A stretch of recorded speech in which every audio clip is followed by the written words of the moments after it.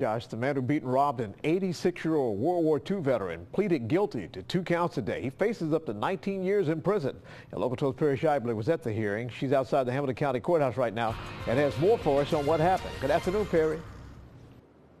Good afternoon to you, John. Just about an hour ago, Craig Phelps stood inside a courtroom inside the Hamilton County Courthouse and admitted to beating and robbing Paul Browning in an effort to steal his wallet.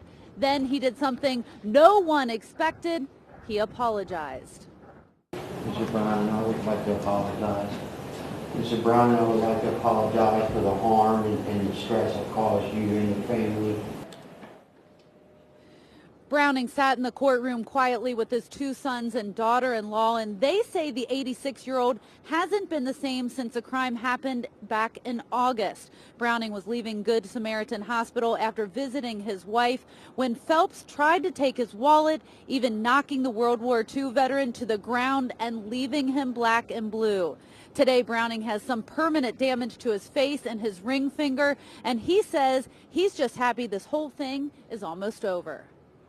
Well, I'm glad of it because it don't drag it on that way. But I think he'll still get enough time. We don't know for sure what he's getting, but I mean, I would think he would have enough time. I don't think he had a choice. I mean, the evidence was all there. I mean, the statements were there. He was identified by my dad, and he admitted that he did it too at that time. So I think it was best for everybody that it went this way. And John, I asked Mr. Browning what he thought about that apology, and he simply says that he hoped it was sincere. Now, the next step in this process is the sentencing hearing, and that's been scheduled for March 12th. John, back to you. All right, Perry, thank you. And Phelps is currently held in the Hamilton County Detention Center. He'll stay there until his sentencing hearing.